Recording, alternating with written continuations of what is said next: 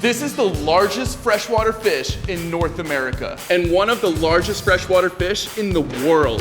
This is a white sturgeon. These 4 whiskers are called barbels. Barbels are a sensory organ the white sturgeon uses to find its food. First thing we're gonna do is cut off all the fins. These ones are a little softer, easier to cut off. Around the collarbone, it's really hard right there. Much softer on the inside of its pec fin, and it'll slice right off. All right, now that we got all the fins off, there's a ridge right here that is hard with these diamond plates. We're gonna cut those off because it gets in the way when you're skinning your fish. It has this plated armor on top of its dorsal spine, and they curve, folding over the spine. We're gonna go right at the base of them and cut the entire thing off all the way down. Now it just got into the head. Now we're gonna pop out right there. And the backbones on these are like sharks, it's cartilage. So it's very easy to cut through. So you want that visible to you because you're not gonna want to apply pressure into it to not cut through it. Ugh, this is a 50-pound white sturgeon gutted, which is actually small compared to how big they get. These fish have been recorded up to 1,500 pounds, which is just hard to even imagine how big that is when this huge fish right here is only 50. A crazy fact about white sturgeon is even though they get humongous, they only eat crustaceans and mollusks. They're eating hard shell things without having any teeth at all. They have this gnarly mouth. They've got their whiskers that detect where the food is, this gnarly mouth that picks it up, and they've got a super strong stomach that can handle those hard-shelled crustaceans. All right, now that we've got him all trimmed up, he's gonna be a lot easier to fillet. So we've got that backbone visible. We're going to take our knife and we're going to rest it right on the inside and just make a nice shallow cut all the way down. We're gonna hop on the other side and make a nice shallow cut all the way down. Just like that. Got to slowly get through some of this fin fat right here to make sure that I'm getting to the backbone and not cutting the other side of the backbone. Now we're gently resting our knife on that backbone, which is just cartilage, and working our way forward, and we're not having to pull on the meat because he's standing up. You can see what would be his spine. It's just cartilage, but there's a bump right there. Now we can make a slight angle down on the other side of that. Nice, long, smooth motions just like that. You're gonna start to feel its rib bones. You're gonna stick our knife right through and just crunch through them. We're gonna separate it off, and boom, we've got our sturgeon almost completely filleted off the first side. Roll it on its side, stick our knife right there, resting on that backbone, slide off just like that. It's got a really strong collarbone. We're gonna come right behind it at an angle. That way, as you're cutting behind it, you're getting a little bit of that meat behind the collar there.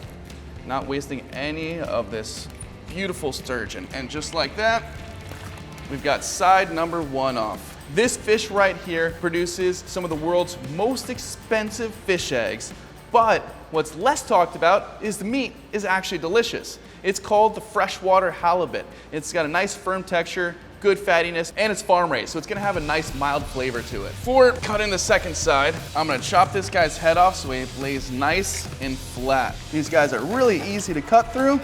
It's crazy to look at that cartilage. It's almost soft to the touch. Check that out. This thing's mouth is absolutely gnarly looking. Flip them around, and with that head gone, first side off, cutting the second side is gonna be a breeze. Want to get a nice opening on top of that backbone all the way down to the tail, and the skin is hard to cut through, so sticking your knife on the inside and then having the blade cut through the skin from the inside out allows you to cut through that skin very easily. Now we're gonna come back around and just start making nice incisions all the way down. We can pick up on the backbone a little bit to give you a nice view of where you're going. Nice long smooth motions just like that.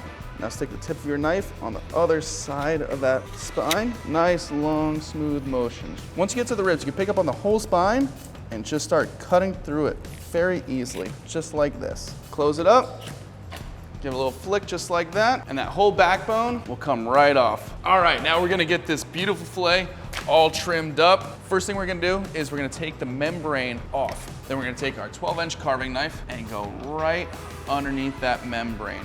You want to cut as close to that membrane as possible, not to miss out on any of that beautiful meat. I know I compared it to halibut. Do I think this is as good as halibut? Absolutely not, but it is a delicious fish still. All right, now you can see this line right here is where the meat ends. and we're gonna cut it down right there. All right, we're gonna skin this thing a little different than normal. We're gonna cut it down right where that pelvic fin was, right in front of it, and you can see.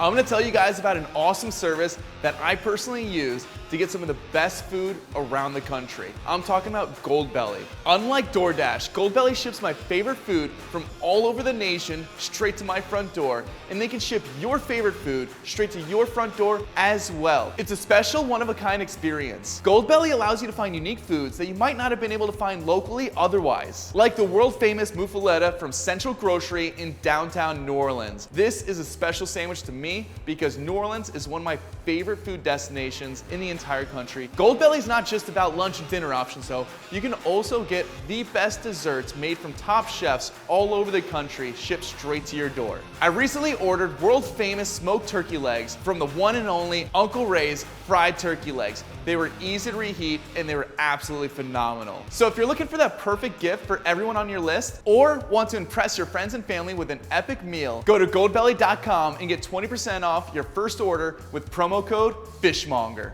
Now, start at a hard angle. Once you're on top of the skin, flatten your knife out. You can see all this red. That's not blood, that's myoglobin rich meat, and it is going to have a little bit more flavor to it.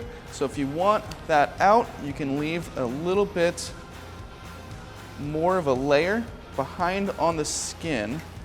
And then as you do that, you're gonna have less of the myoglobin rich meat and more of the white meat. But what you can do also is after you get the skin off, you can come back with your knife and carefully cut out more of that myoglobin rich meat and then just leaving the white meat.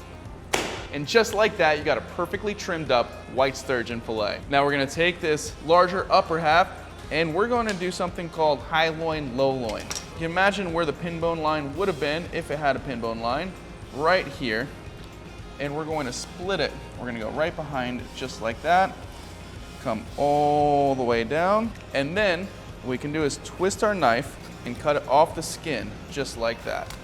And then we're gonna trim off some of that dark meat. There you go, you got a nice, big, beautiful high loin of that sturgeon, trimmed up perfectly. This is what we'd cut medallions out of. That way you have more surface area to come in contact with that heat and seasoning, whatever else you got going on. Flip this over, and we're gonna repeat the process. Slide all the way down, and just like that, we got our low loin off and left all that dark meat behind with the low loin. Now what about the head? You know, I've never heard of anyone eating white sturgeon cheeks or collars, but you know I'm gonna try for it. We're gonna puncture right there. So I'm gonna trace all along where the hard part is first. That way I can kind of see the inside. It's not looking too promising because this is all skin. Just cut the skin away, and that is all fat. This red right here is meat. I cut into this a little bit, but it doesn't really feel like anything's behind that. And this is all cartilage right here. What felt like there was cheek meat in there looks like just fat. This looks like the opa's adductor muscle. Okay, yeah, we got some meat in here. Look at that. This looks like a fish tri-tip. This is what I thought was the cheek when I was feeling around the face. And then as I was carefully cutting into it, I found this, and this is what the meat behind the face actually is, and this is just fat. Look at this fish and this black gills. Absolutely gnarly looking fish. The collars around this fish, super bony, but there is meat along here. So we're going to outline this bone and pull off every little bit we can. Then we're gonna outline this bone, follow it all the way down underneath the chin, and there we go. And you know, this part of the throat, my favorite part of a grouper, and I wonder what it's like on this. Go ahead and dissect this whole thing. Kind of the same area where the throat meat would be on a grouper. Definitely does not look nearly as good. All the odd cuts in this white sturgeon is looking less appetizing than our saltwater fish. Let's trim this collar up real quick, see what the meat looks like. It doesn't look as red as the cheek and the throat. It is red, but you can see kind of like the fillet, there's white underneath the red, whereas this is red all the way through. Cutting the membrane off, you want a nice flat knife. Not gonna say it looks great, but it doesn't look bad. We've got white sturgeon, face fat, face meat, throat meat, and collar meat.